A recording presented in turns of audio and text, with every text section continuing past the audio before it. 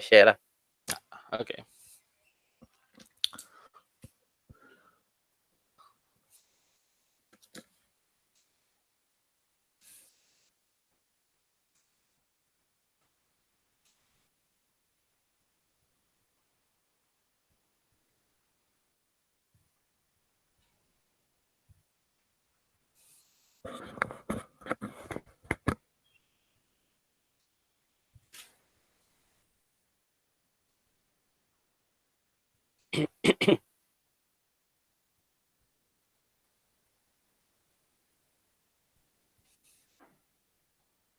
Bismillahirrahmanirrahim. Assalamualaikum warahmatullahi wabarakatuh. Alhamdulillahirabbil alamin wassalatu wassalamu ala asyrafil anbiya'i wal mursalin wa ala alihi wa sahbihi ajma'in. Alhamdulillah, bersyukur kita kepada Allah Subhanahu wa taala kerana pada malam yang kesekian kali keberapa dah ni, saya pun dah tak ingat dah. Kelas Dah kita ke yang 14 ke-19. Ni kalau ni genap 14 dah. Genap 14 kelas kita 14, yang siri yang ke-14, di mana kita membincangkan, membaca kisah-kisah pilihan atau peristiwa yang terpilih untuk tempoh masa 100 tahun pertama Hijriah berdasarkan kitab Al-Kamil fit Tarikh daripada karya Ibnu Al-Athir. Jadi ini antara karya yang berjilid-jilid, begitu besar sangat dia punya orang kata karya sejarah yang cukup menarik, penulisannya orang kata cukup teliti dan berdisiplin tinggi, dan agak susah untuk kita baca semua peristiwa. Jadi kita memilih beberapa peristiwa. Dan setiap siri kita membincangkan 2 peristiwa terpenting. Bukanlah kata terpenting, semua peristiwa sebenarnya penting. Tetapi peristiwa yang kita pilih sesuai untuk tempoh masa sejam hingga sejam setengah perbincangan kita pada setiap malam Jumaat malam Sabtu. Jadi untuk malam ini merupakan siri yang terakhir untuk 100 tahun pertama Hijriah. Jadi sebelum kita meneruskan kepada 2 peristiwa itu, saya minta kepada tuan-tuan yang mungkin dan juga perempuan yang ada ke lapangan yang sedang menonton, apa kata kita share. Saya pun nak share juga ni. Share dalam kita masing-masing dalam Facebook dan sebagainya supaya kita mendengar satu cerita yang menarik pada malam ni, sebab ia melibatkan 2 peristiwa yang sehingga ke hari ini kita mungkin biasa dengar tentang peristiwa ni, ataupun paling tidak kita kenal sosok tokoh yang akan kita bincangkan dan juga tempat yang berkait dengan sejarah Islam ini. Sebelum tu saya pun nak share sikit ni. Kita share supaya lebih ramai lagi dapat tengok lah. Yeah. Dan kalau ada, saya tak pasti sama ada macam mana audio okey ke tidak. Kalau ada masalah, tolong beritahu dekat komen. Kalau kata audio kurang baik, jadi saya nak tengoklah mana masalah dia tu. Tapi kalau okey, alhamdulillah. Dah keluar ke belum? Okey, sekejap ya. Sementara tu kepada para pelajar lain yang ingin masuk melalui Google Meet, silakan. Dan kelas kita ini kita mungkin akan berehat sekejap lah selepas 100 tahun ni. Jadi kita akan pergi kepada 100 tahun yang kedua, 100 tahun yang ketiga dan seterusnya, mengikut orang kata masa yang sesuai untuk Ustaz Alif kita dan juga orang kata kelapangan yang kita ada lah. Jadi kalau kita ada kelapangan yang boleh kita buat seperti mana yang telah kita laksanakan selama 14 siri ini, insya-Allah kita akan teruskan. Jadi malam ini kita ada 2. Saya duk cakap-cakap ni, saya tak share lagi. Bagi saya masa sekejap. Saya share sekejap. Sementara tu yang lain pun tolong kita share. Jadi ustaz kita pun boleh share. Yang lain kita nak lebih ramai lagi lah dapat mendengar 2 kisah yang menarik ini. Iaitu kisah yang pertama ialah kisah tentang sejarah pembukaan Kashgar. Tahu tak Kashgar ni di mana? Kashgar ini merupakan salah satu bandar yang sering disebut-sebut ketika pelbagai isu dibangkitkan berkenaan dengan saudara kita Uyghur di China, iaitu dia berada di dalam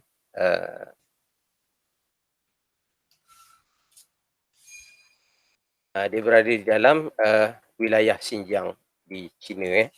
Jadi apa kaitannya dengan sejarah ni? Saya pun pertama kali dengar dan saya nak tahu juga tu cerita tentang Kashgar. Dan kedua peristiwa kita adalah peristiwa berkenaan dengan kekhalifahan Umar Abdul Aziz. Jadi ini watak tokoh kepimpinan yang biasa kita dengar namanya, tetapi kita tak tahu bilakah terjadi, bagaimana ia diangkat dan sebagainya. Itu sedikit sebanyak akan kita sentuh pada malam ini. Jadi saya ingat tak perlu saya memanjangkan lagi masa untuk pendahuluan ini. Jadi dengan segala hormatnya saya mempersilakan Ustaz kita, Ustaz Alif, untuk berkongsi ataupun membacakan apa yang tertulis dalam kitab Al-Kamil fi Tarikh dalam dua peristiwa ini. Jadi dengan itu saya mempersilakan Ustaz Alif untuk mulakan.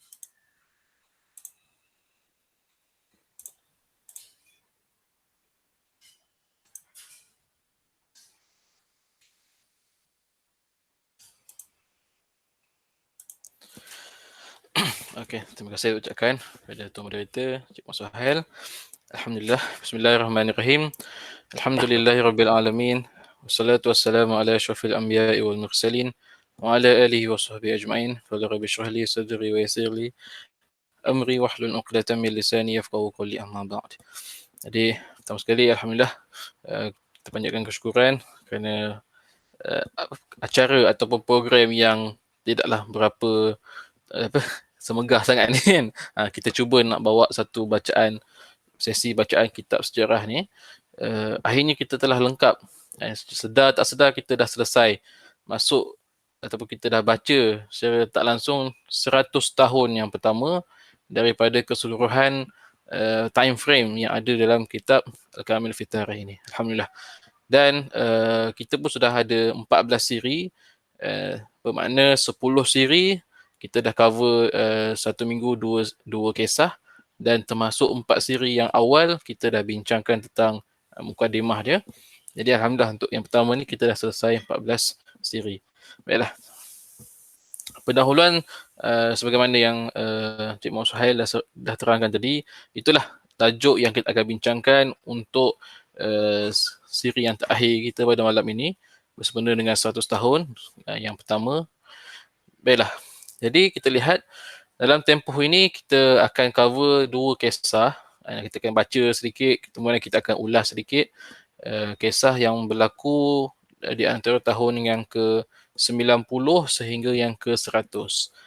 Jadi sebagaimana yang Tuan Moderator kita sebut tadi, kalau sebelum ni kita baca sepanjang, boleh katakan sejak pembunuhan Khalifah Osman bin Affan sehinggalah masuk 100 tahun yang pertama ini, kita banyak lihat cerita-cerita konflik-konflik yang penting dalam kisah sejarah Islam ini, khususnya dalam melibatkan kerajaan Khulafaur Rashidin yang bahagian-bahagian hujung dan kemudian masuk kerajaan Bani Umayyah. Dan akhirnya kita akan lihat pada malam ini kemuncak dia, ataupun kita kata sisi putih lah. Kalau sebelum ni banyak konflik lah, boleh kata sisi gelap lah kan. Konflik, pembunuhan, peperangan dan sebagainya. Jadi kita masuk fasa yang kemuncak ni, boleh kata 100 tahun yang pertama ini fasa yang hebat, fasa yang baik, fasa yang kita boleh teladani. Sebab tu kita boleh lihat, boleh jadi ada setengah sarjana mengklasifikasikan ataupun yang menyebut setiap 1 tahun akan ada mujaddid yang akan lahir daripada umat Islam. Jadi secara tak langsung 100 tahun yang pertama ini secara tak langsung telah menobatkan Khalifah Umar bin Abdul Aziz yang telah disebutkan tadi. InsyaAllah kita akan bincangkan sekejap lagi. Baiklah, sebelum itu kita lihat pada tahun yang 96 Hijrah, kisah yang ke-19. Malam ni kisah yang pertama, kita akan lihat sedikit kita kata satu fasa futuhat yang memuncak ketika itu di sebahagian timur dunia Islam. Boleh kata ketika itu kerajaan Bani Umayyah sudah sampai ke timur jauh, hujung, boleh kata masuk hampir boleh dah kata masuk lah kan, bersepadan dengan kerajaan ataupun dinasti Cina di sebelah timur tu. Jadi dia kata fasa Futuhat yang kita kata paling jauh lah. Okay, jadi inilah dia tokoh yang tidak asing lagi kalau bila sebut pasal Futuhat di sebelah timur era kerajaan Bani Umayyah ialah Qutaibah. Siapa Qutaibah ni? Qutaibah bin Muslim. Ni beliau lah tokoh yang menjadi kita ikon lah dalam Futuhat ini. Dan beliau ini sezaman dengan satu lagi panglima perang yang pada zaman yang sama, pada zaman Umayyah, iaitu Muhammad bin Al-Qasim. Kalau Qutaibah bin Muslim pergi ke bahagian timur, Asia Tengah sampai ke sepadan China. Seorang lagi tu Muhammad bin Al-Qasim ni sampai ke benua India. Dah masuk ke kawasan India ketika itu. Muhammad bin Al-Qasim.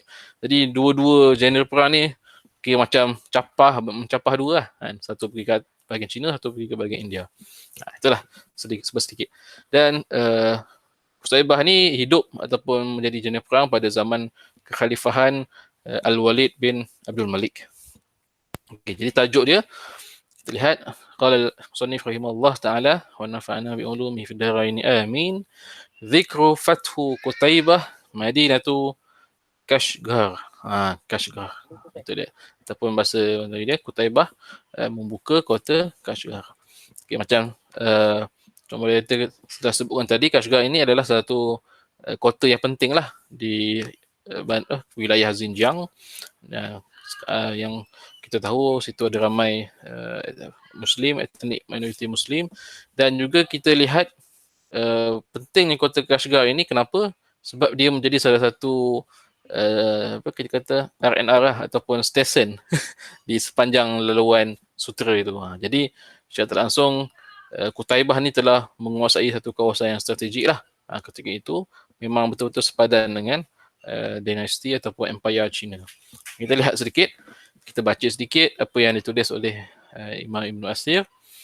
ثم دخلت سنة 96 ذكر فتح قتيبة مدينة كشغر وفي هذه السنة غزا قتيبة كشغر فسار وحمل مع الناس عيالتهم ليضعهم بسمرقند فلما عبر النهر استعمل رجلا على معبر النهر ليمنعوا من يرجع إلا بجواز منه ومضى إلى فرغانة وأرسل إلى شعب عصام من يسهل الطريق إلى كشغر وهي أدنى مدائن السن وبعث جيشا مع كثير بن فلان إلى كشغر فرنم وسبي سبيا فختم أعناقهم وأوغل حتى بلغ قريب السن فكتب إليه ملك الصين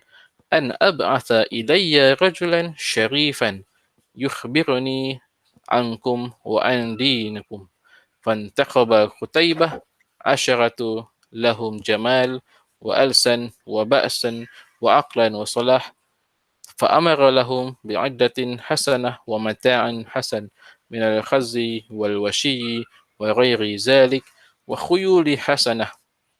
Okey, setakat itu kita berhenti. Jadi untuk yang bahagian pertama ni, perenggan yang saya baca tadi adalah bercerita tentang kita kata proses ataupun perjalanan Qutaibah bin Muslim ini menuju ke kota Kashgar. Seperti mana yang kita tahu, sebelum masuk Kashgar itu dah masuk wilayah Xinjiang ataupun boleh kata kawasan yang bersepadan dengan Empire China. Kita tahu kerajaan Bani Umayyah telah menguasai satu wilayah yang dinamakan sebagai Ma Wara'a An-Nahri. Ma Wara'a An-Nahri, ataupun dalam bahasa moden atau bahasa Inggeris ni dia panggil Transoxiana. Jadi antara kota-kota penting yang telah berjaya dikuasai oleh umat Islam ketika itu pada zaman Bani Umayyah antaranya adalah itulah Samarkand, Bukhara, dan Tirmiz dan Merv dan sebagainya. Itulah antara kota-kota penting yang berada di Transoxiana. Dan kenapa dinamakan sebagai Ma Wara'an Nahri? Kejap lagi kita akan lihat, saya akan tunjuk betul. Kerana semua kawasan-kawasan ini ataupun kota-kota ini terletak di seberang sungai yang dinamakan sebagai Sungai Jaihun. Sungai Jaihun dalam bahasa Arab ataupun dalam bahasa Englishnya disebut sebagai Amu Darya dengan Sir Darya. Dia dua sungai tu. Sungai Jaihun dengan sungai apa lagi saya ingat. Ada dua Jaihun. Jadi dua sungai itulah yang memisahkan antara wilayah Asia Tengah dengan wilayah ni lah, Transoxiana ni. Jadi itulah dia. Jadi kat sini diceritakan bahawa ketika itu Raza Qutaibah menggerakkan ekspedisi kenderaan dia bawa semua pengikut dia apa semua menuju ke Kashgar. Tapi dalam masa yang sama dia station ataupun dia letakkan orang dia itu dekat kawasan-kawasan kota-kota di berhampiran, antaranya itulah Samarkand sebut sini. Samarkand. Strategik lah supaya senang nanti nak beri bantuan. Okay. Dan yang seterusnya disebutkan juga di sini bahawa selepas datangnya Qutaibah ni masuk ke Kashgar ni, maksudnya menghampiri kota Kashgar ini, fakataba ilaihi Malik Sin, sampai berita kedatangan Qutaibah ini kepada Maharaja Cina Malik Sin An-Abasa. Apa kata Maharaja tu dalam surat kepada Qutaibah tu, dia kata an abatha ilayya rajulan syarif. Kat sini kita lihat Ibnu Al-Athir menceritakan mencatatkan satu fakta yang penting lah, yang boleh kata fakta tentang kemasukan ataupun pengenalan Islam di wilayah ataupun di kawasan China ni bermula daripada sini, zaman Bani Umayyah. Wallahu a'lam lah, mungkin kita boleh bincangkan sebab ni, sebab berdasarkan catatan Ibnu Athir disebutkan ketika ini Maharaja Cina minta supaya diutuskan rajulan syarifan, mungkin orang yang baik-baik, yang bangsawan, orang-orang yang ternama, yukhbirani ankum wa an dinikum. Jadi Maharaja Cina dia buat diplomatik. Dia nak Qutaibah nak masuk ni, nak pergi Kashgar. Tapi Maharaja kata okey, kita jangan perang. Okey, aku nak better nak minta hantar wakil pergi menghadap better. Ceritakan tentang umat Islam, ceritakan tentang agama Islam. Habis tu. Wa ankum wa an dinukum. Dan kita juga kena tahu waktu itu kebanyakan tentera yang sertai Qutaibah bin Muslim ini bukanlah total semuanya bangsa Arab.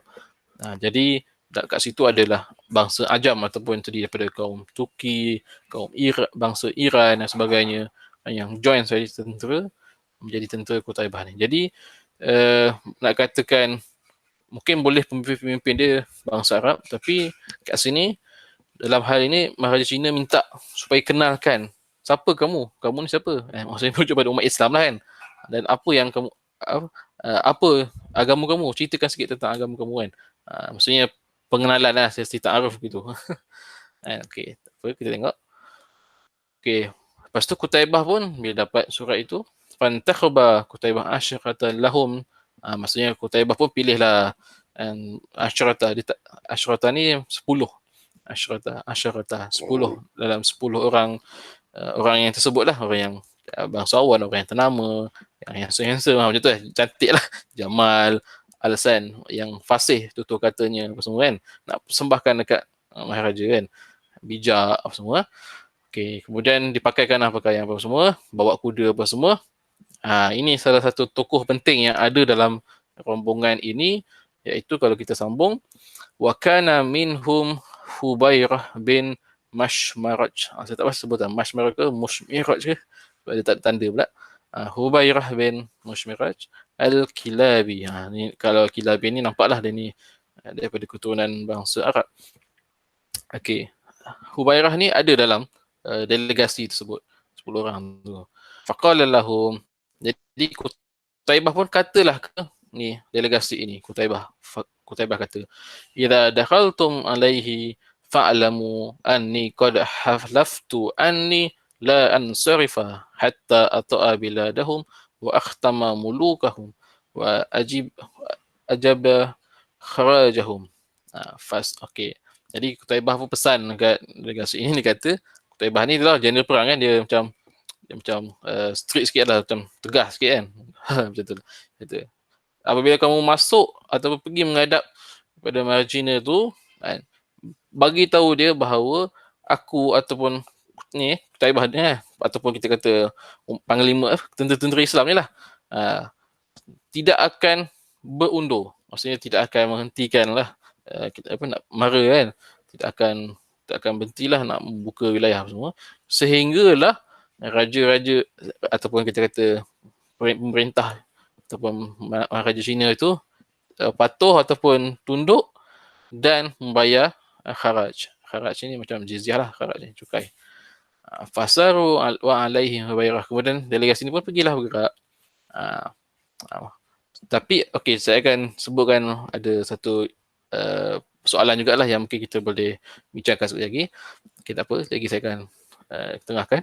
Fasaru alaihim hubairah falamma qadamu alaihim da'ahu malikus sin falabisu siyaban baydan tahtaha al-ghalail wa tayyibu wa labisu an-ni'al wa ardawiyah wa dakhalu alaihi wa indahu uzama'i qaumih fajalasu falam yukallimuhumul malik wala ahadun mimman indahu fanahadu. Okey. Jadi mereka pun pergi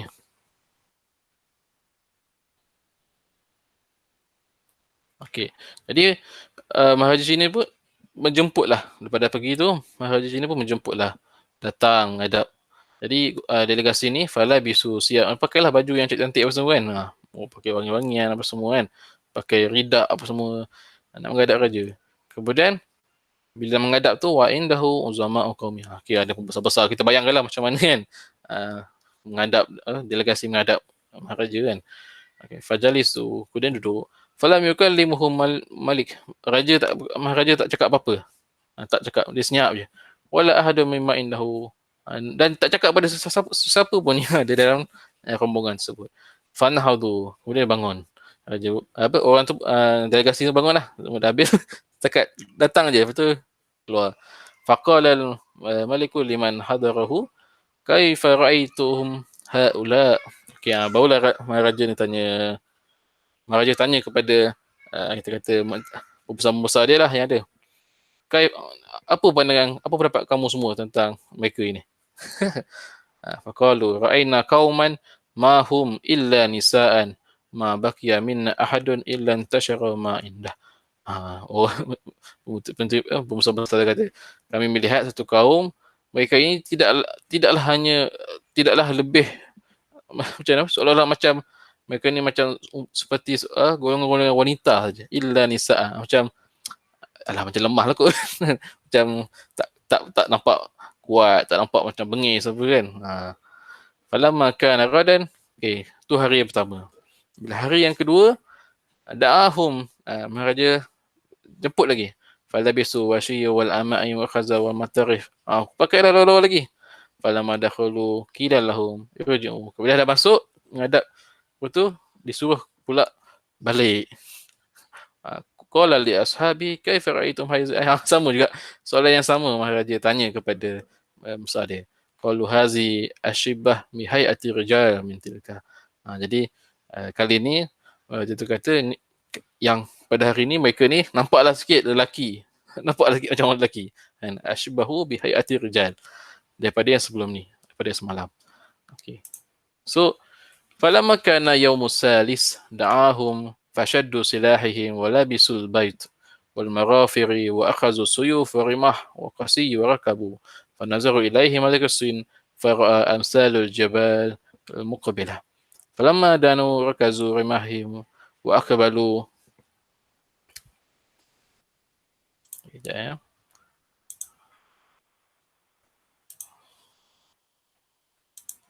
Okey. فلما دنوا كزارمهم وأقبلوا مشمرين فقيل لهم ارجعوا فركبوا خيولهم وأخذوا رماحهم ودفعوا خيلهم كأنهم يتطردون. قال الملك لأصحابه كيف ترونهم؟ قالوا ما رأينا مثل هؤلاء. Okay. Kali hari yang ketiga datang menghadap pula Maharaja panggil. Kali ni dah tak pakai dah baju lawa-lawa, dah tak pakai dah wangi-wangi apa semua, datang bawa apa?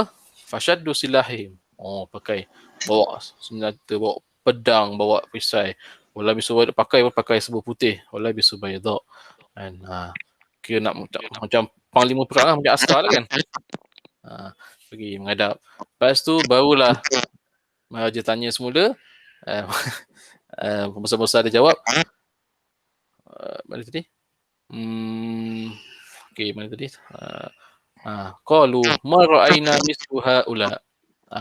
Kami tak pernah lihat ni orang seperti ni. Macam takjub. Ketika itulah barulah takjub. Falamma amsa ba'asa ilaihim an ab'asu ilayya za'imukum faba'asu ilaihi Hubairah bin ni ada. Tujuh ada baris. Mushamraj. Faqala lahu hina dakhala alaihim. Okey. Jadi bila dah 3 kali menghadap Raja Cina, kali pertama dilekehkan, diremehkan, diejek macam tu lah, macam dilekehkan lah. Kali kedua pun sama. Kali ketiga barulah Maharaja rasa takjub, kemudian jemput wakil ataupun ketua delegasi tu, iaitu Hubairah bin Mushamraj ni. Menghadap jumpa raja pula. Tadi ramai ni. Yang ini Maharaja panggil Ab'asu ilai za'imukum, panggil ketua. Faqala lahu hina dakhala alaihi. Okey. Maka raja pun berkatalah kepada Hubairah tu tak kala dia masuk, qad ra'aitum izmu mulki wa annahu laysa ahadun yamna'akum minni wa antum fi yaday bimanzilatil bayda fi kaffaya wa inni sa'alukum an amrun fa in lam tusaddiquni qataltukum. Qala lima sana'tum bizayyikum al-awwal yawm والثاني والثالث ما صنعتم قال ما زينا اليوم الأولى فلبسنا في أهلنا وما اليوم الثاني فزينا إذا أممنا أمراؤنا وأما الثالث فزينا لعدونا قال ما أحسن ما دهرتم دهركم فقولوا لصاحبكم ينصرفوا فإني قد عرفت قلة أصحابه وإلا بعثت إليكم ممن يهلككم. Jadi bila dah selesai apa semua tu, Maharaja panggil Hubairah ni datang menghadap.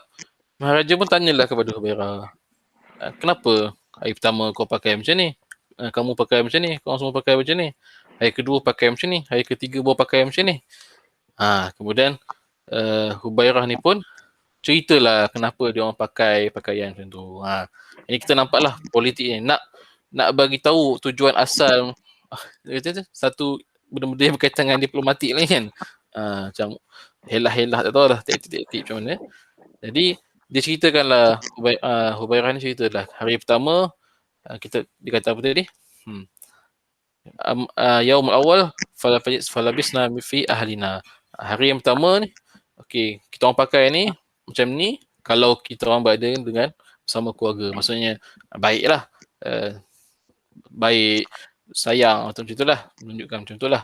Okay, nak berdamai itulah.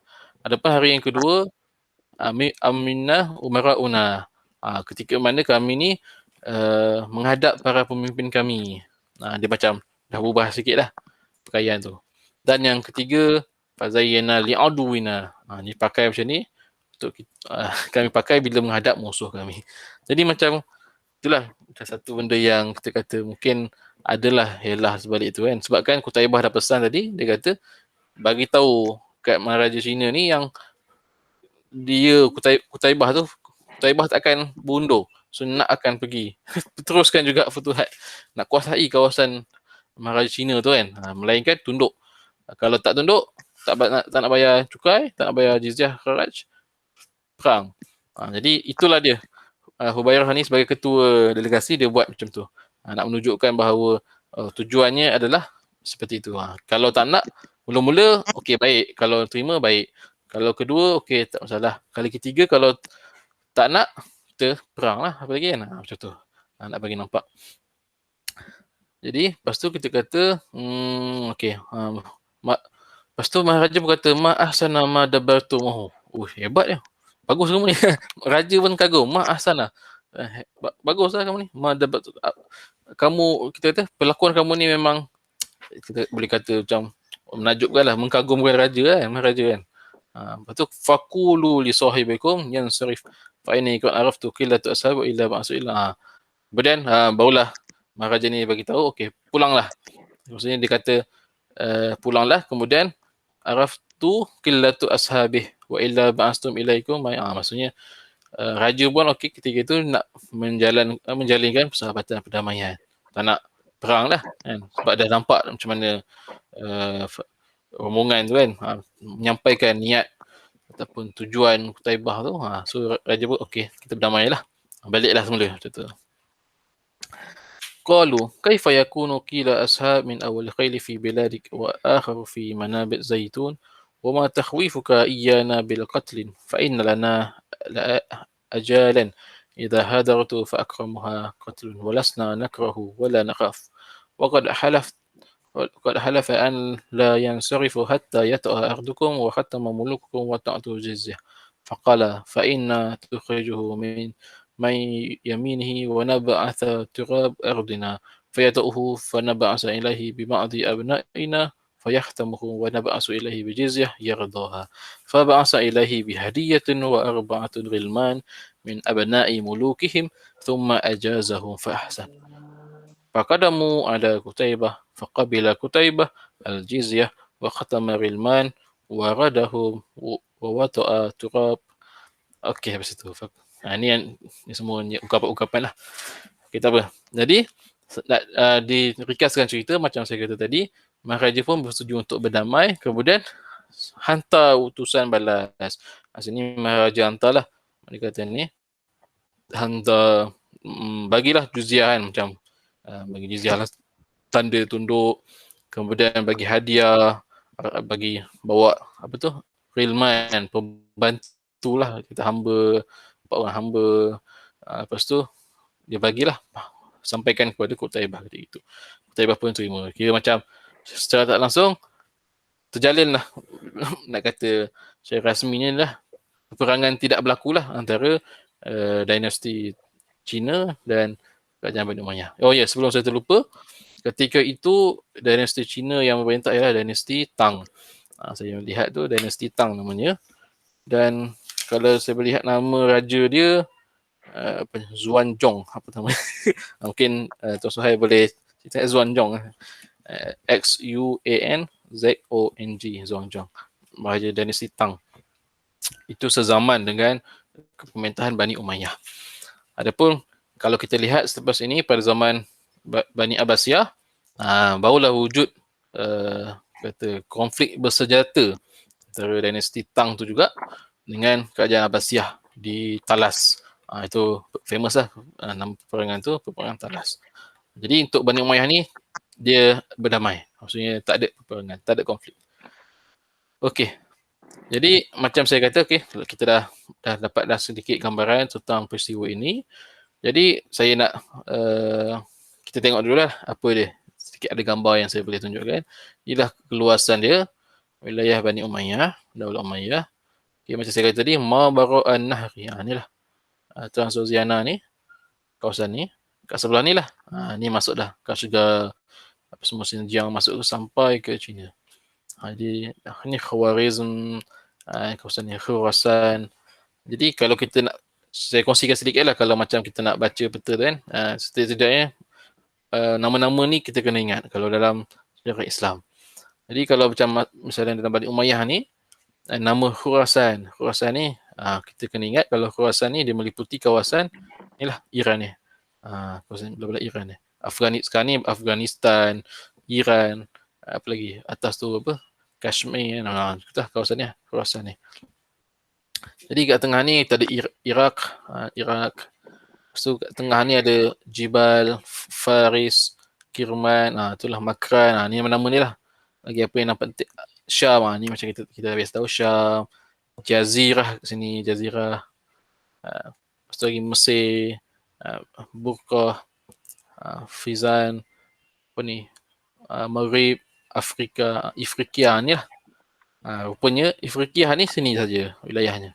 Macam tu. Apalah, sedikit sebanyak lah. Ni Andalus. Inilah keluasan wilayah Bani Umayyah.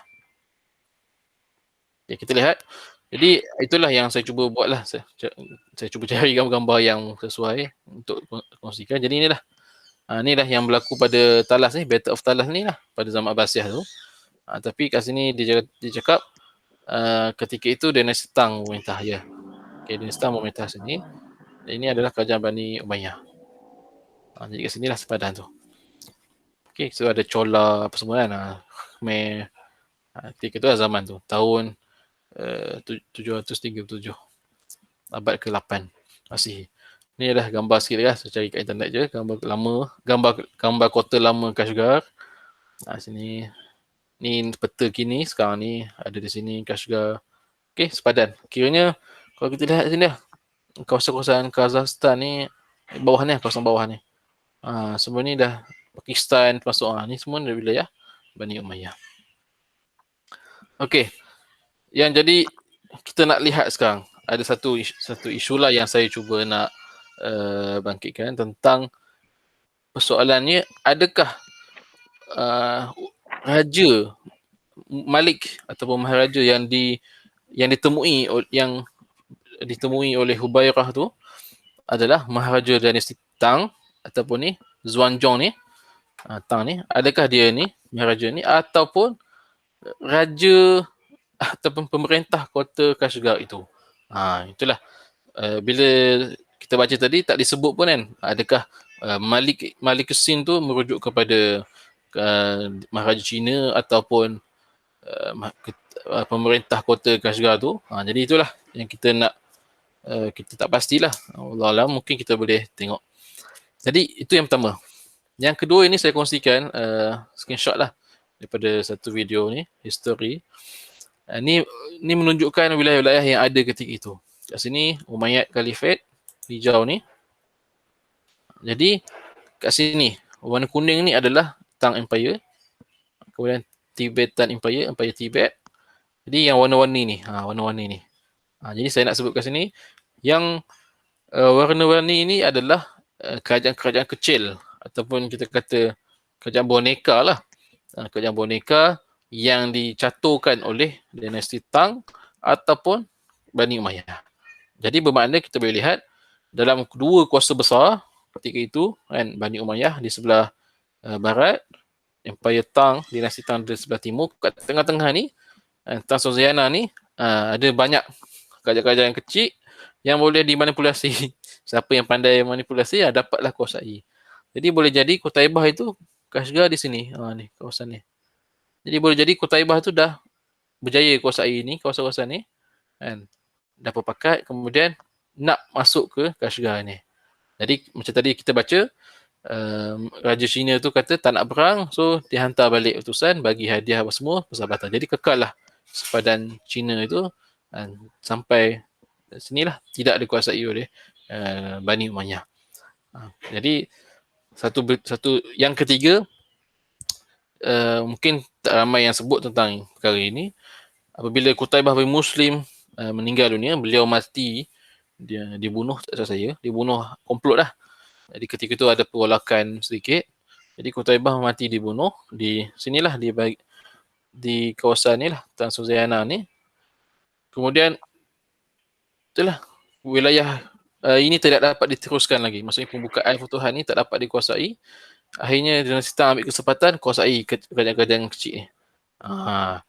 Sehinggalah semuanya dapat dikembalikan semula pada zaman kerajaan Abbasiyah. Itulah dia Perang Talas tu, sehingga tercetusnya Perang Talas. Ketika itulah kerajaan Abbasiyah berjaya mempertahankan sepadannya semula. Jadi selepas Qutaibah Muslim meninggal dunia, wilayah-wilayah ni habis bergolak. Bukhara, Samarkand apa semua dah bergolak semua. Semuanya kita kata atas percaturan politik Raja Cina ketika itu. Itulah sedikit sebanyak tentang hal ehwal politik ketika itulah. Jadi kita lihat situ ada Karlu, ada Turki, kerajaan Turki apa semua. Puak Turki ni ada lagi lah. Mereka ni di Asia Tengah ni, atas ni. Okey. Okey, selesai. Jadi itu sedikit lah sebanyak. Jadi Ibnu Athir pun catat banyak itu sajalah tentang bukan Kashgar tu. Boleh jadi Kashgar itu dikuasai cuma tak jelas lah. Dia tak nyatakan secara jelas. Boleh jadi Kashgar tu masih lagi menjadi milik Cina tapi bayar jizyah. Mungkin atas dasar sebab bayar jizyah itulah menjadi salah sebahagian tunduk kepada wilayah Umayyah, ataupun tidak nyatakan juga adakah Qutaibah tu serang kota Kashgar tu. Itulah kita boleh lihat. Itulah sepadan terjauh di sebelah timur Bani Umayyah. Okey.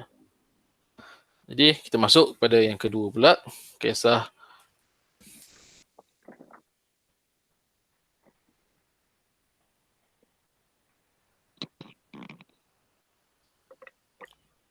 kisah yang kedua pula. Pada tahun 99 Hijrah, Zikru Khilafati Umar bin Abdul Aziz, jilid yang keempat, 312. Okey, jadi untuk yang kisah Khalifah Umar ni, saya tak adalah buat gambar ke apa, sebab kebanyakan kita dah tahu, cuma kita nak baca saja bagaimana Ibn Athir menceritakan. Fi hadhihi sanah istakhlafa Umar bin Abdul Aziz, pada tahun ini lah, tahun 99.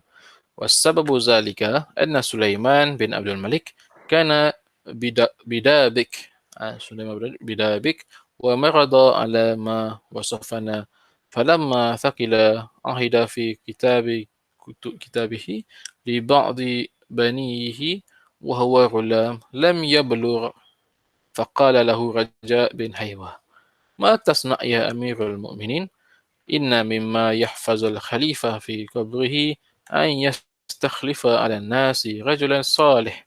فقال سليمان أنا أستخير الله وأنظر ولم أعزم فمكث سليمان يوما أو يومين ثم خرقه ودعا رجاء فقال ما ترى في ولدي داود؟ فقال رجاء هو غائب عند القسطنطينية ولا تدري أحي أم لا؟ قال فمن ترى؟ قال رجاء رأيك يا أمير المؤمنين. قال فكيف ترى في عمر بن عبد العزيز؟ قال رجاء فقلت رجاء kata أعلمه والله خيرا فاضلا سليما. قال سليمان هو والله على ذلك ولئن وليته ولم أولي أحدا سواه لتكونن فتنة ولا يتركونه أبدا يلي عليهم إلا أن يجعل أحد من بعده. Okey. Jadi inilah kisah di sebalik pelantikan seorang tokoh yang kita tak jangka, yang tak jangka akan menaiki memerintah khalifah atau menjadi khalifah. Seorang tokoh yang diangkat, disebut last minute, macamnya tak dirancang, bukan atas sebab dia tu waliul ahdi ke, bukan atas sebab apa, tiba-tiba disebut ataupun diangkat oleh Khalifah Sulaiman bin Abdul Malik. Itulah dia. Itu nak kata macam seolah macam ni bukan percaturan manusia ni kan, tak ada Allah Ta'ala, percaturan Allah Ta'ala sendiri. Tak ada kan, ada seorang pemimpin daripada Bani Umayyah yang lain daripada yang lain. Macam tu. Jadi diceritakan sini, Ibn Athir mencatatkan sebab dia adalah kenapa Sulaiman Abdul Malik ni khalifah ketika itu. Abdul Malik bin Marwan, Al-Walid bin Abdul Malik, Sulaiman bin Abdul Malik, Umar bin Abdul Aziz. Macam tu. Jadi sebab dia adalah ketika mana Abdul Malik ni Sulaiman ni sakit, kemudian mulalah Khalifah Sulaiman nak panggil punya setiausaha, panggil penasihat, nak tanya pendapat untuk mengganti beliau, sebab dah sakit lah, bila-bila masa boleh meninggal dunia. Jadi ketika sesi itu ada seorang tokoh yang penting yang kita kena, mungkin kita dah kenal, mungkin kita tak kenal, tak apa, kita kenal. Di sebalik seorang pemerintah itu mesti kena ada penasihat yang baik. Begitu jugalah penasihat yang jahat pun ada juga kan, Islam.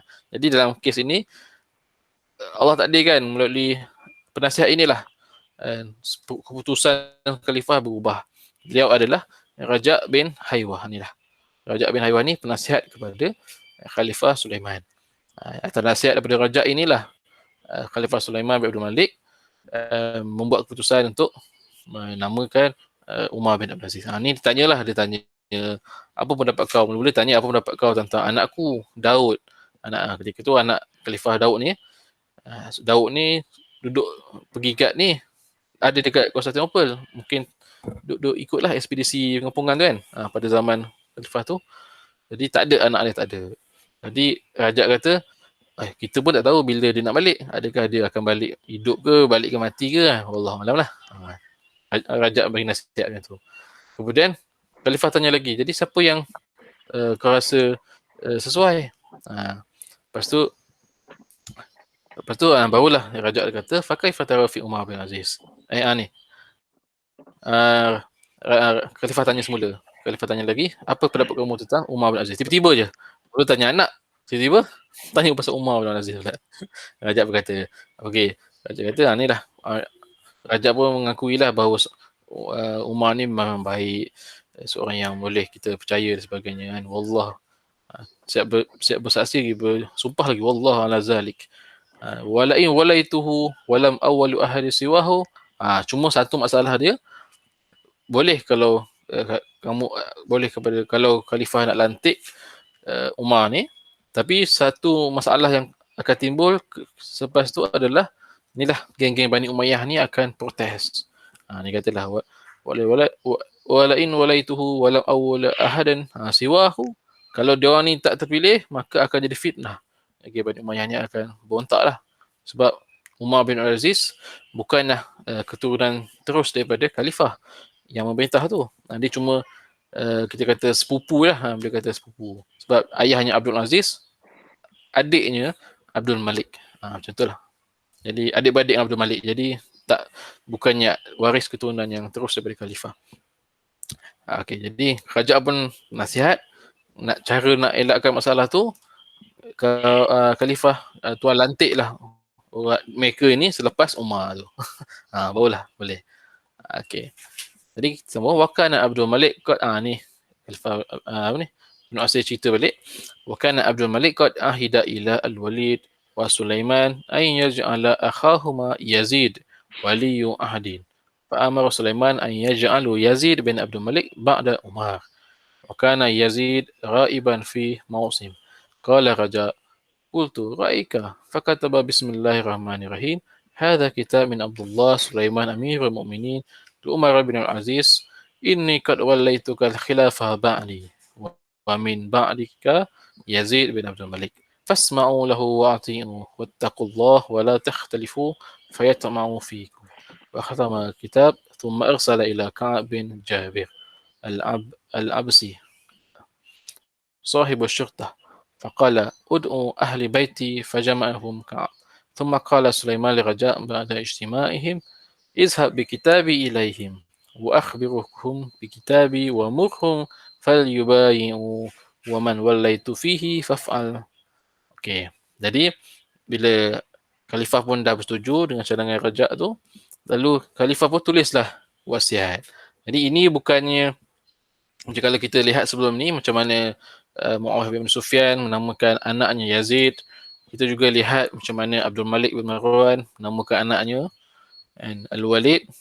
Jadi kita boleh lihat kali ini Sulaiman tak namakan anaknya, tapi menamakan orang lain. Kemudian barulah adik dia. Sebab kalau kita lihat kat sini, Khalifah Abdul Malik, dia dah sebut pertama lepas dia meninggal, anak dia yang pertama Al-Walid jadi khalifah.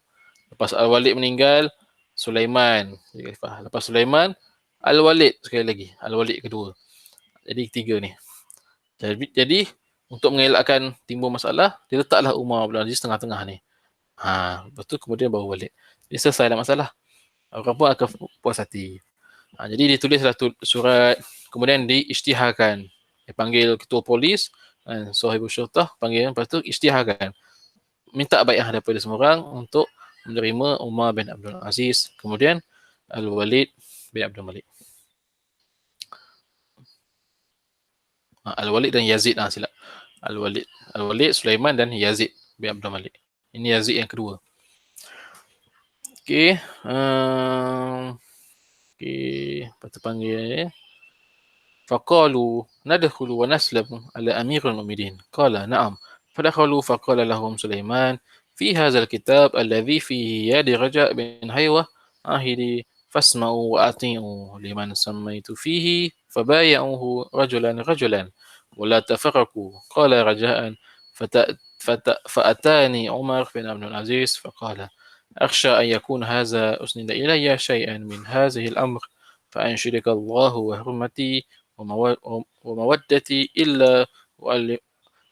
إلا أعلمتني إن كان ذلك حتى أستعفيه الآن قبل أن تأتي حال لا أقدر فيها على ذلك. قال رجاء ما أنا بمخبرك حرفا. قال فاذهب أمر عني غضبا. Jadi kita lihat proses pembayatan itu berlaku ketika khalifah masih lagi hidup. Dipanggil semua pembesar-pembesar Bani Umayyah, kata apa, pembesar kaum semua, panggil, bacakan, khalifah minta ketua polis bacakan perisytiharan itu. Ketika itu Umar bin Aziz hadir situ. Dia tak tahulah nama dia akan disebut dalam tu. Dia ingat macam biasalah kan, akan disebutlah Wali Hadi. Tapi tiba-tiba nama dia. Bila dia sebut je nama dia, dia marahlah. Raja ni kata, Fazhab Umar anni radban. Umar dia macam terkejut lah, marahlah, apa senama aku kan. Lepas tu dia keluar. Nampak tak kita boleh lihat macam mana proses itu berlaku. Kadang-kadang yalah, Wallahualam lah, kadang-kadang orang yang prestasinya jauh lebih bagus tu kadang-kadang kita tak nampak lah kan, sangat. Kadang-kadang boleh jadi dia tu dipilih secara tiba-tiba, rupanya dia boleh buat perform kerjanya. Wallahualam lah. Kadang-kadang kita nampak dia ni perform, tapi bila buat betul-betul tak boleh pula. Jadi macam tu lah kan. Kes apa, dia kata ada macam-macam jenis lah. Jadi dalam kes Umar bin Aziz ni itulah, semua tak expect, tak ada siapa yang expect Umar ni akan jadi khalifah. Sedangkan dia sebelum ni memang fokus ke ilmu, belajar di Madinah, pergi jadi gubernur Madinah, bukan saja jadi gubernur, belajar ilmu fiqh daripada para tabi'in di Madinah tu, kan, sehingga boleh kata tahap faqih lah kan, boleh kata tahap dia belajar tu dah tahap boleh kata master lah, faqih lah. Tapi beliau tidak tak memilih untuk, tak fikir langsung pun nak pegang jawatan semua ni kan. Tapi apa yang kita lihat, ilmu yang digunakan itu banyaklah memanfaatkan dia. Kita sambung sikit lagi. Qala Raja walakini Hisham bin Abdul Malik.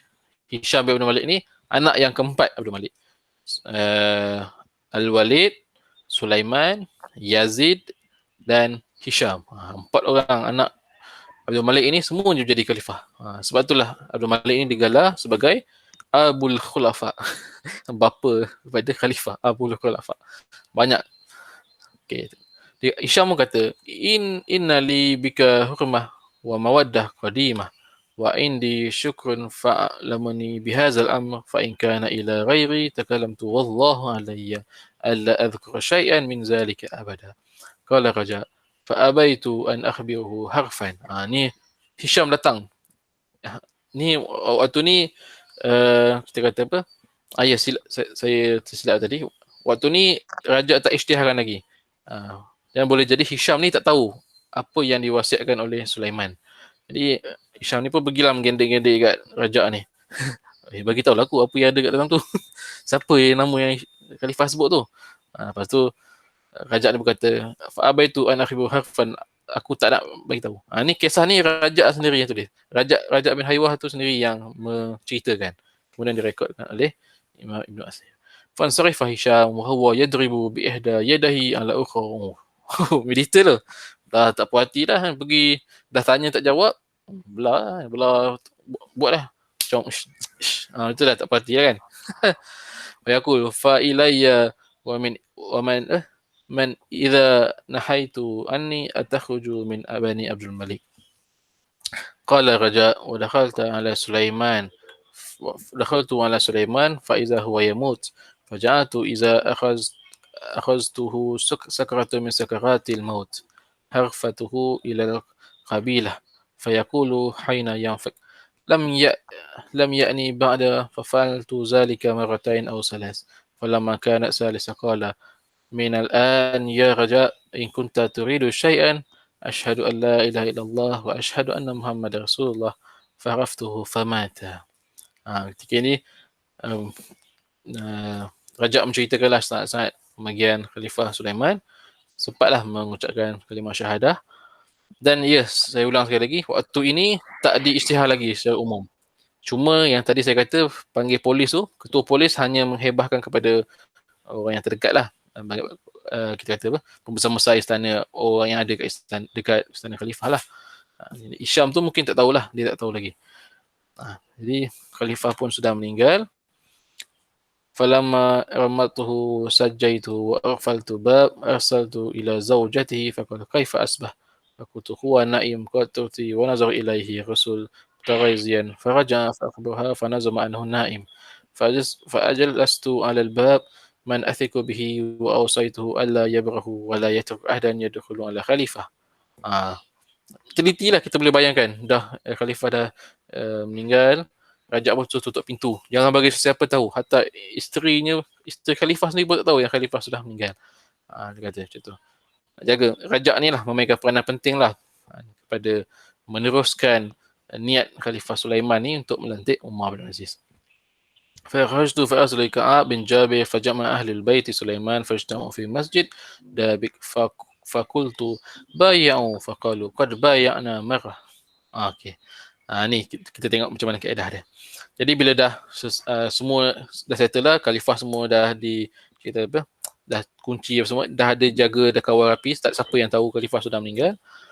Kemudian raja ni panggil semua keluarga Sulaiman, ahli keluarga Sulaiman, geng Bani Umayyah semua datang pergi ke masjid Dabik. Ni kita boleh nampak lah kat sini, mungkin Dabik ni adalah di satu tempat di Syria sekarang. Jadi disebutlah sini masjid Dabik tu mungkin masjid yang dibai'ah, masjid tempat bai'ah tu. Kenapa tidak masjid Umayyah kan? Mungkin pelik kan. Tapi tak apa. Okay, jadi bila dah kumpul semua dah ada, raja pun kata, bai'ah lah semua. Lepas tu orang ni katalah, kita orang dah bai'ah dah sebelum ni. Maratan qultu wa ukhra hadzal ahda amirul mu'minin fa bai'u sanya. Okey, yang pertama tu dah kali ni bai'ah kali kedua untuk pelantikan amirul mu'minin. Okey, falamma bai'u ba'da mautih ra'aitu anni qad ahkamtu al-amr. Jadi semua dah okey, kami dah bai'ah. Kami setuju, kami bai'ah kepada khalifah. Yang seterusnya. Jadi semua masih lagi macam tak bagi tahu lagi. Khalifah dah meninggal. Lagi kemudian barulah raja kata faqultu kumu ila sahibikum faqad matu qalu inna lillahi wa inna ilaihi rajiun. Barulah raja beritahu khalifah dah meninggal. Semua pakat bacalah, semua ucapkan inna lillahi wa rajiun. Istirja. Qara'tu kitabun alaihi. Kemudian raja pun bacalah wasiat tu. Falamma tahaitu ila zikri Umar bin Abdul Aziz qala Hisham la nubayi'uhu wallahu abadan. Hisham ni tak puas hati lah.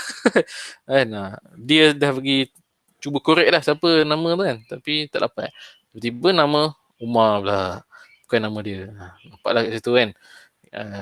Itulah kata kita kata apa, perancangan Allah tu cantik lah kan. La nubayi wallah, aku tak nak baik dia. Qultu adribu wallah unuqika kum fabayi faqama yajar rajlaihi qala raja فأخذت بضبع عمر بن عبد العزيز فأجلسته على منبر وهو يسترجع لما وقع فيه وهشام يسترجع لما أخطأه فبايعوه. Raja Abu marah kan. Aku akan pancung kepala kau. Adribu wallahu nuqik. Raja kata. Dia kata. Lepas tu sekali Aisyah okey dah, aku bai'ah lah. Macam tu. Rasulullah Sulaiman, Khalifah Sulaiman pun dimandikan, dikafan, kemudian disolatkan oleh khalifah yang baru dilantik itu, Umar bin Abdul Aziz, kemudian dikafankan. Falamma dufina utiya Umar bi marakibil khilafah. Ni kisah yang biasa kita dengar lah, kezuhudan beliau kan. Dah dilantik dah bai'ah jadi khalifah kan. Dah habis selesai kebumikan Khalifah Sulaiman, tiba-tiba datang kenderaan rasmi kerajaan. Marakibul khilafah, kerajaan rasmi kerajaan lah datang. Walakin dabatun sa'is faqala ma hadza faqila marakibul khilafah qala dabati aw faqali wa rakiba dabati wa sarifat tilka dawab summa aqbilu sa'irin faqila lahu amanzilul khilafah faqala fihi ayalu abi ayyub yani Sulaiman wa fi fustati kifayatun hatta yatahawalu فأقام في منزلي حتى فرغوا. Dia datang kenderaan resmi, Umar kata tak payah, tak nak, aku naiklah kenderaan aku sendiri. Itulah kenderaan ni dia ceritakan, dikatakan Umar ni dia ada keldai, naik keldai dia.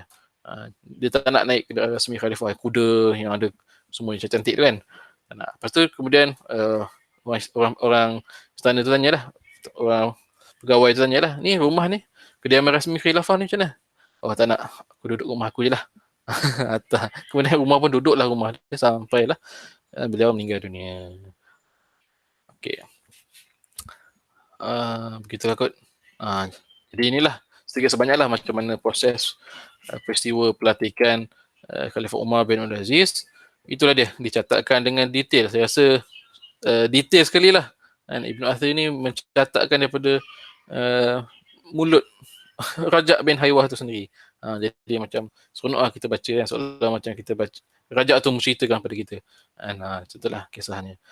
Jadi nak disimpulkan sini bahawa itulah dalam kes Umar bin Aziz ni, kita ada seorang pemimpin tu boleh jadi tidaklah sebaik mana, tapi dia ada pembantu yang baik.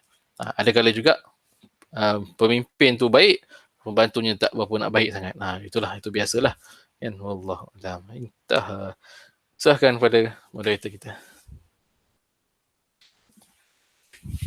Baik, terima kasih kepada Ustaz Alif. Jadi perbincangan ni Umar Abdul Aziz banyak lagi cerita dia kan. Kita nak cerita bagaimana dia pelantikan lah. Jadi kalau nak tahu lebih lanjut tu banyak lagi lah kita kena baca. Jadi dalam sesi kita lebih kepada kita beri sedikit orang kata spark lah. Kata satu info yang selanjutnya kita kena buat carian tambahan lah.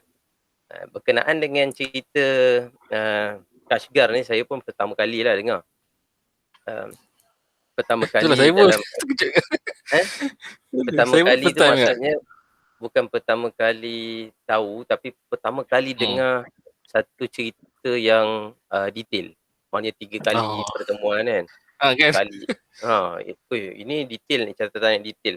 Sebab dalam buku yang kajian kami dalam tim ni kan, jadi buku Laksmana Cengka ni, jadi memang kita ada sebut tentang peristiwa Kutaibah ni.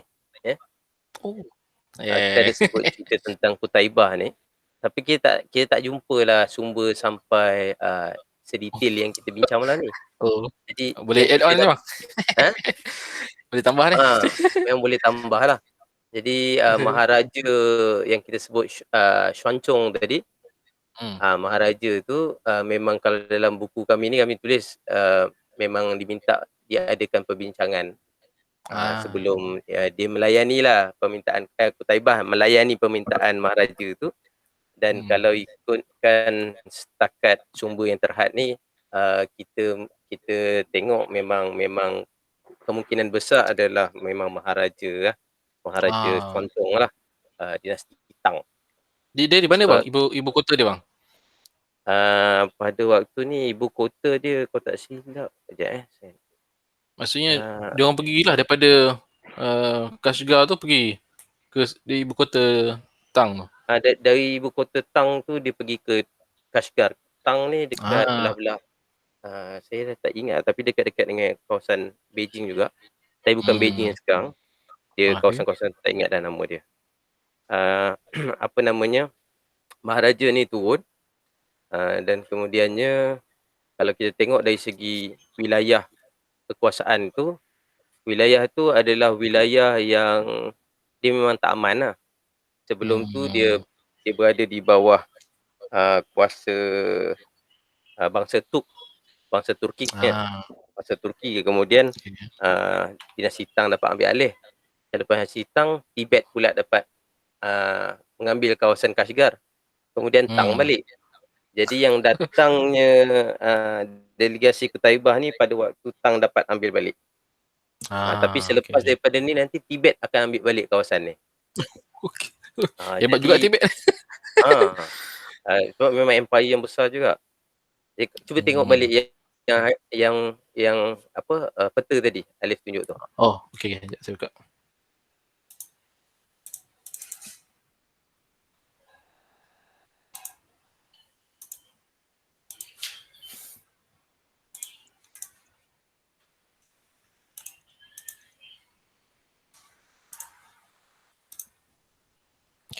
Ini? Ya, okey, kan kita nampak dekat situ dia buat garis-garis. Kawasan inilah kawasan Hmm, Kashgar. oke. Oh, betul tak? Ha, kalau sebelah ke yang banyak warna tu dia dah, orang kata Transrusiana lah, dia lebih pada Hmm, Mawara An-Nahar tadi.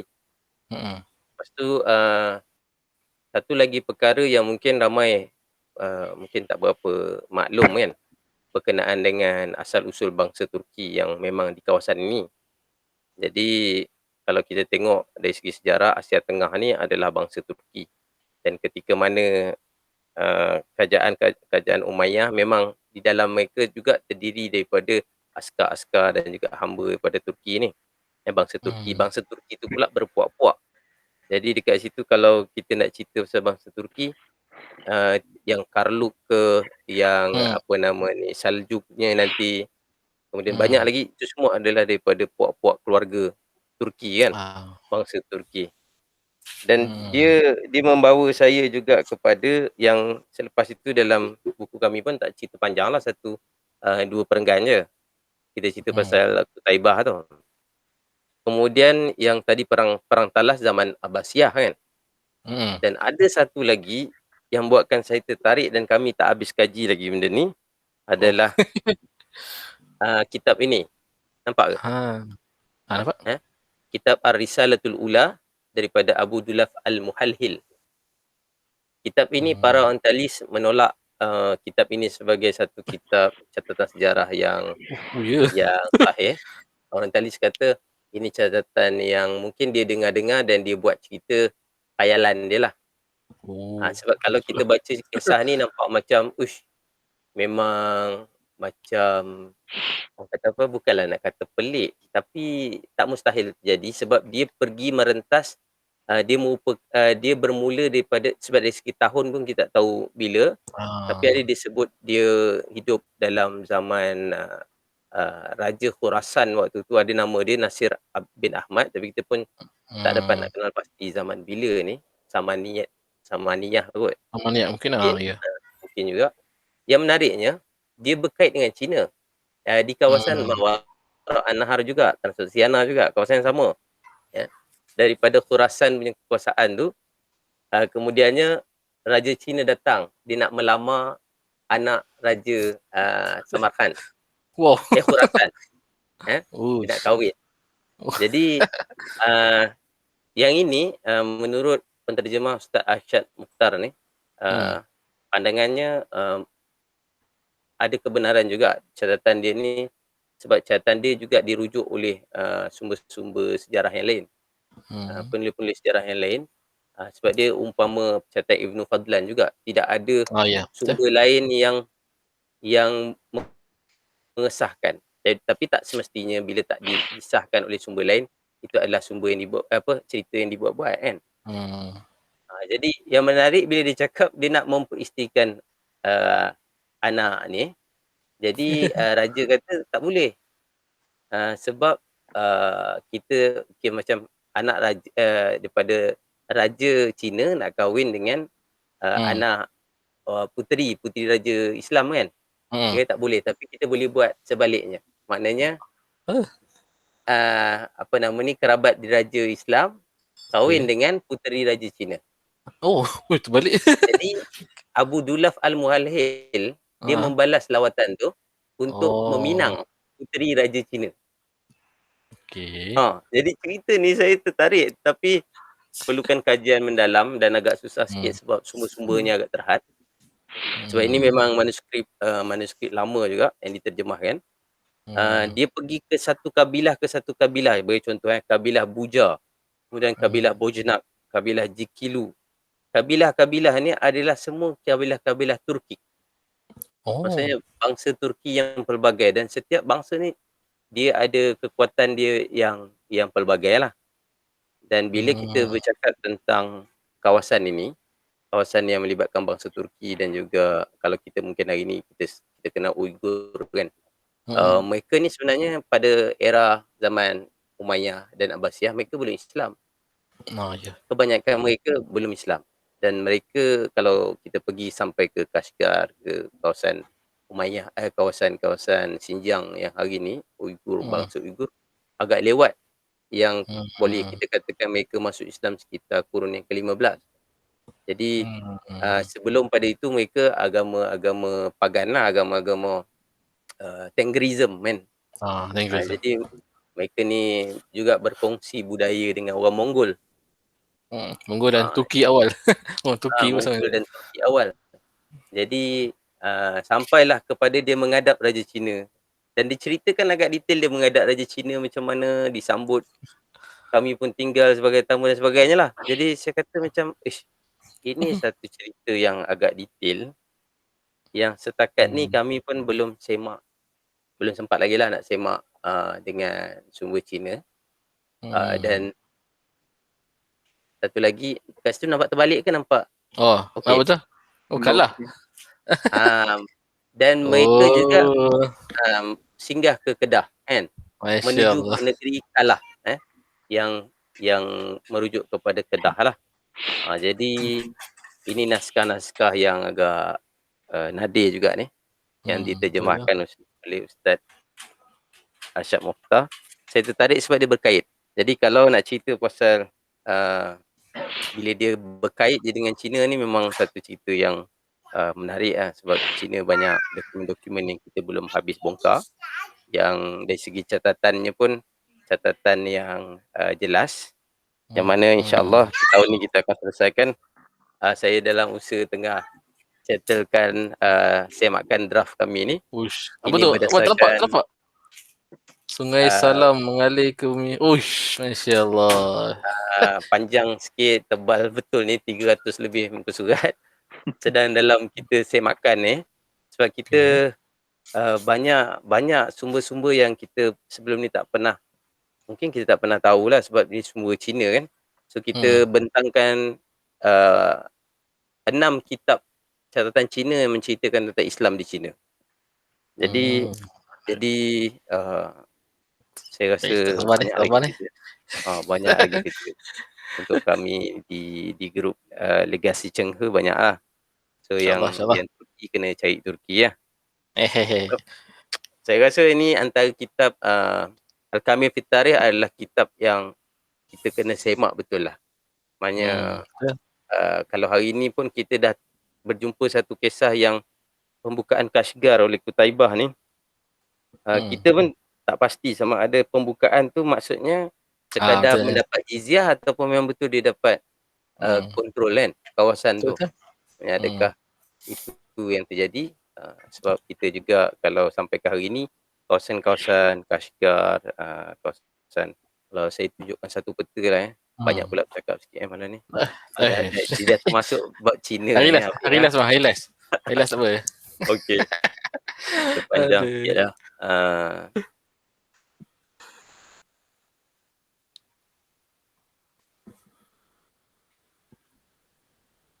Ini kan yang Maharaja Xianzong tadi. Ada gambar dia? Ni ada dekat Wikipedia je ni. Zonjong. Dia gambar-gambar ni antara orang kata catatan dokumen ilustrasi yang diorang simpan kan. Bagi Cina ni tradisi. Yang ini, tengok map ni. Ini yang kita sebut Kashgar dekat sini kan. Kashgar. Okey, ni dah masuk wilayah Cina lah. Kalau hari ni lah, ni peta hari ni kalau nak tengok secara orang kata mudah faham ni, tengok sekarang ni kan ada Turkmenistan, Tajikistan, dan semua stan-stan ni memang berasal pada bangsa Turki lah. Jadi laluan ni tapi tak nampak kan, tak nampak pesa kan.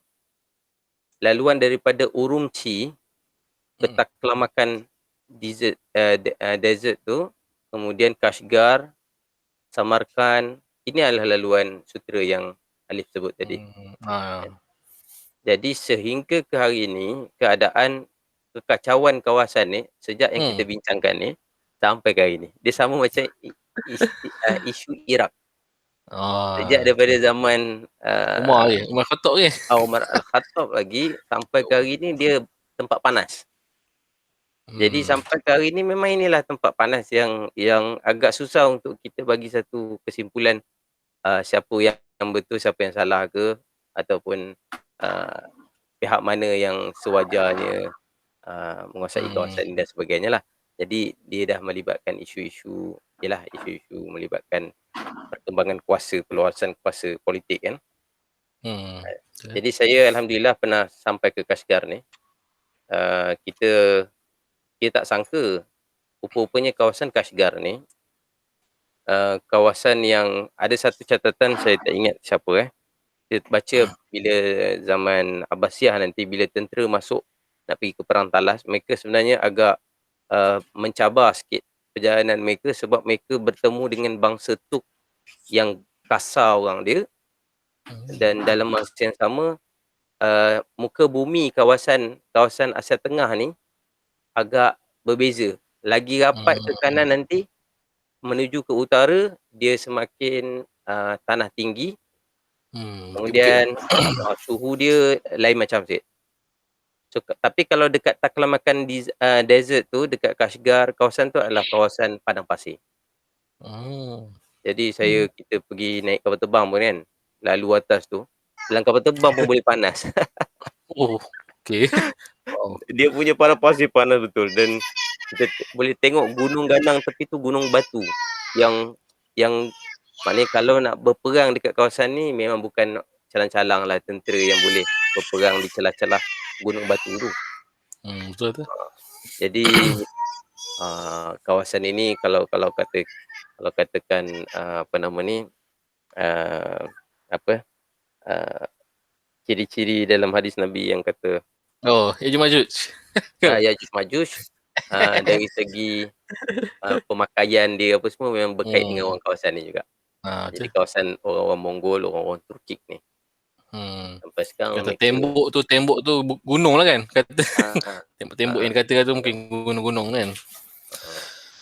Jadi satu pengalaman yang saya rasa macam kalau cerita Kashgar, cerita pasal kawasan-kawasan ni, dia memang membuatkan kita rasa macam complicated sebenarnya kawasan ni. Complicated.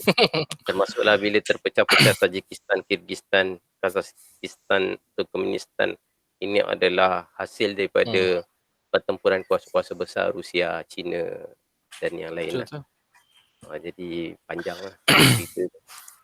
Nak kata pada zaman tu kaum Turki ni memang kita kata bangsa yang bentuk yang merubah lah kan. Merubah dapat. Dia tu paling ramai atas tu. Betul. Kalau dapat nanti kita cuba bincang dengan Najmuddin sekali, satu sesi membincangkan tentang bangsa Turki daripada sejarah awal sampailah kepada paling pun memang Osmaniyah yang orang kenal tu. Nak tengok perjalanan dia daripada timur pergi ke barat, dan sampai ke hari ni, inilah wilayah yang masih lagi orang kata dia adalah potensi besar ni, saya rasa kawasan tengah ni. Bangsa yang banyak kacukan sebenarnya.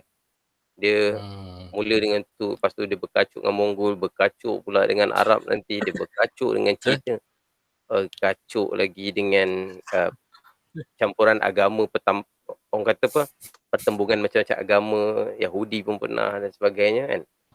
Jadi satu cerita yang menarik lah. Tapi yang tu kita tinggalkan kepada pakar Turki kita. Next. Okey, itu komen saya, orang kata apa, tambahan sikit apa yang kita tahu.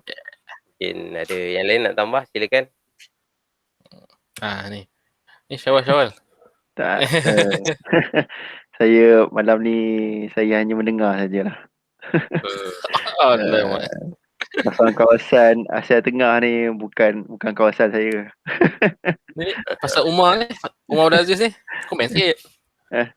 Umar Abdul Aziz ni bagi saya dah cukup masyhur lah dengan kisahnya. Cuma seperti mana yang saudara Alif cakap tadilah, penting untuk orang-orang yang ada kuasa dan orang kata apa, ada wilayah dalam memberi sebarang keputusan penting dalam negara ataupun menyelesaikan perselisihan antara masyarakat tu, dia punyai penasihat yang baik lah.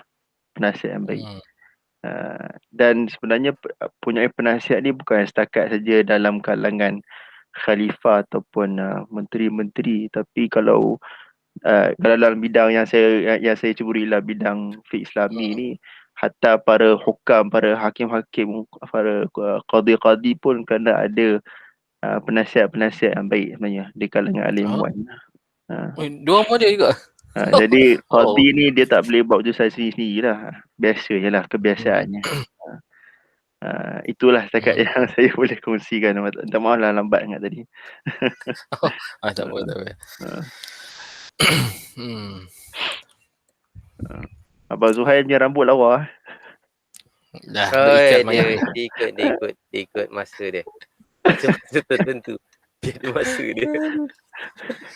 Aduh. Okey. Saya ingat itu saja untuk malam ni. Saya akan tamatkan live kita, tapi untuk kita yang berada dalam kelas ni, mohon tunggu sekejap. Kita akan kita tangguhkan dulu kelas kita dengan tasbih kafarah dan solat. Subhanallah.